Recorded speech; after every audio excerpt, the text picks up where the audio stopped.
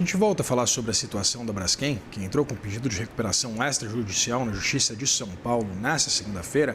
No fato relevante divulgado hoje, a empresa diz que o objetivo é assegurar um ambiente jurídico estável, protegido e adequado para a negociação e implementação da reestruturação das obrigações financeiras quirografárias no montante aproximado de 10 bilhões 900 milhões de dólares, ou um pouco mais de 56 bilhões de reais.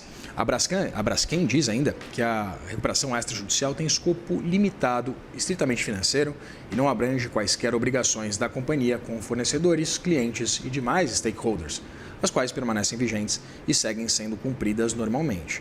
A gente vai continuar falando sobre esse assunto com o nosso colunista Gilvan Bueno, que aparece comigo em tela. Temos o Gilvan? Temos o Gilvan. Gilvan, querido, seja muito bem-vindo. Bom dia. Para você e nossa audiência nessa segunda-feira, com mais o caso de recuperação extrajudicial, chama atenção o movimento ao mercado.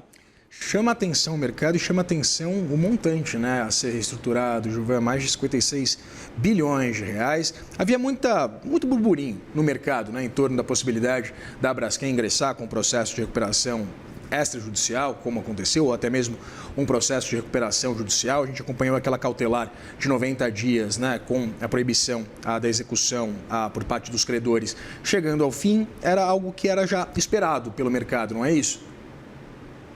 Vitor, muito bem lembrado. Era algo esperado porque hoje encerra o prazo de 60 dias de bloqueio nas contas, então nós poderíamos ter ali uma presença de ataque, ou seja, ao fluxo de caixa da empresa, porque ela passa por esse desafio, tem uma dívida muito representativa, e existia aqui nos bastidores das últimas semanas, Vitor, o seguinte: se esse plano de recuperação extrajudicial não fosse apresentado, já alguns credores pediam já a recuperação judicial, que aí traz um imbróglio um pouco maior. A recuperação judicial tem se tornado muito utilizada nos últimos dias por diversas empresas, porque ela tem uma característica interessante, que é a ideia de conversar primeiramente com os bancos e conseguir ali um haircut, uma redução da dívida. Nesse cenário, nós temos ali bancos como o BNDES, que tem uma linha, uma série de bancos que estão participando, Bradesco, enfim, Banco do Brasil, e esses querem negociar. Se fosse para uma RJ, seria um impacto muito maior, principalmente nas ações, na estrutura da companhia, na reorganização, na competitividade, mas existia. E um comentário adicional é que muitos exigiam essa participação mais efetiva da Petrobras nessa situação. Já era esperado, ainda mais hoje, que era o dia de vencimento desse prazo de bloqueio de 60 dias nas contas, na dívida da companhia. Aí a gente acompanhou, você mencionou que ia ser mais um processo, que chama bastante atenção exatamente pelo volume, né, pelo montante.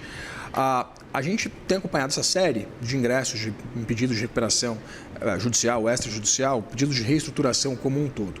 A gente teve em 2020, vale a gente contextualizar para a nossa audiência, a aprovação da Lei 11.101, se eu não estou enganado, que é a nova lei de falências, né? E eu queria uma análise sua, Gilvan, sobre esse novo arcabouço do ponto de vista legal, para garantir de fato segurança jurídica para que essas empresas ingressem com pedidos de reestruturação e, evidentemente, né, que bons negócios sobrevivam e a gente consiga separar aquelas empresas que merecem de fato morrer daquelas que não merecem falir, né? Um ótimo ponto que você trouxe. Acho que aqui a gente tem que trazer uma contextualização para a nossa audiência.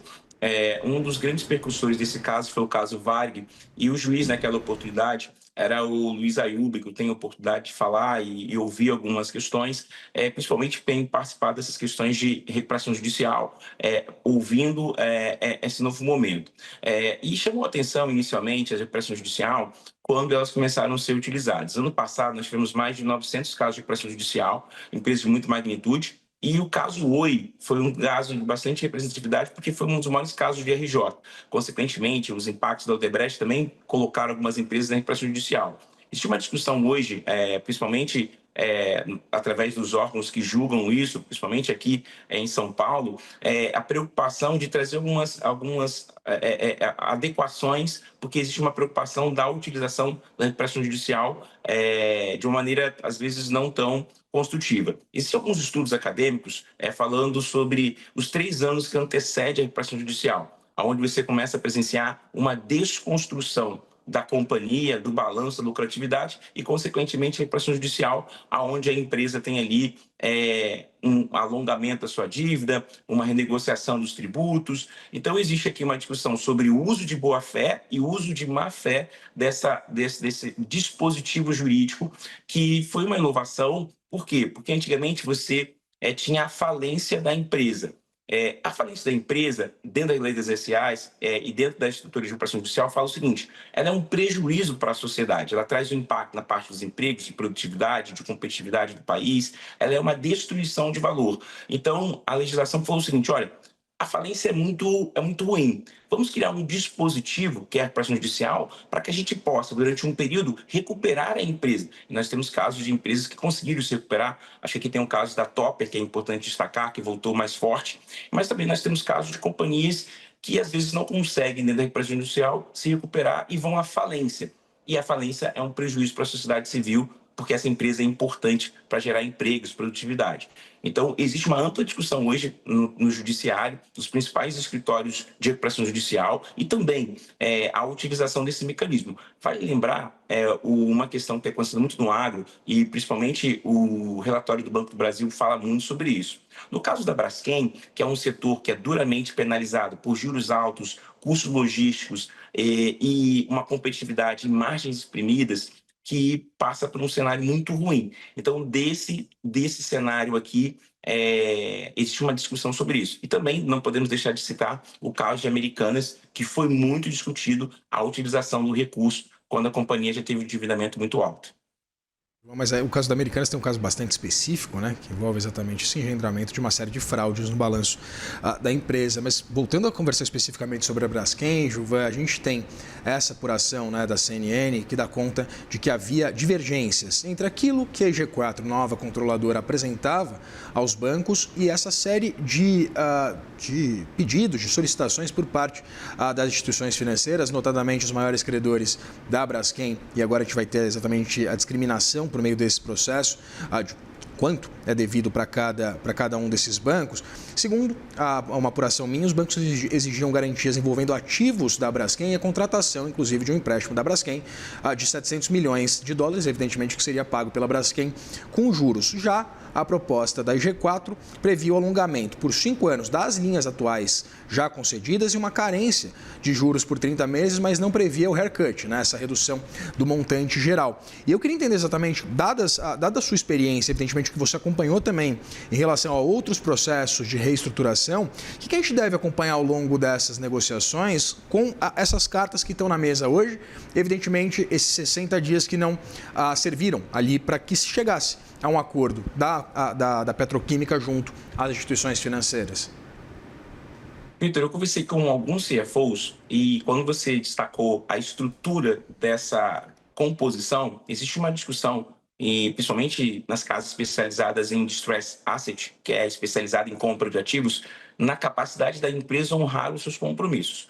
Por isso que no final de semana teve uma ampla discussão no qual existia uma cobrança de falar, olha, precisamos de um plano mais efetivo, senão vamos levar para a RJ. E a RJ traz um impacto muito desconstrutivo. Esse plano que você botou de 5 anos, pelo atual momento, um CFO conversando comigo, assim que saiu essa questão, ele falou o seguinte, olha, nos próximos 5 anos, nós teremos juros de 2 dígitos. O mercado não está tão aquecido. Os conflitos no Estreito de Hormuz têm trazido impacto, principalmente na cadeia logística de transporte. E a alavancagem da companhia é muito alta. Então, muitos já começam a dizer que pode ter aqui comentários de CFOs que você pode ter aqui essa recuperação extrajudicial, mas que talvez ela não consiga sanear a empresa. E que daqui a pouco a gente tenha uma questão de RJ. Isso são comentários de CFOs especializados, porque a estrutura da dívida de 54 bilhões é muito pesada para carregar no atual cenário econômico e de juros. Então, muitas pessoas não receberam esse plano de maneira muito positiva. Conversei com o nosso colunista aqui do CNN Money, Gilvan Bueno. Gilvan, muito obrigado. Sempre um prazer dividir tela com você, meu amigo. Um ótimo dia para você na sua audiência e vamos acompanhando esse caso para Braskem. Vamos lá. Ótima semana.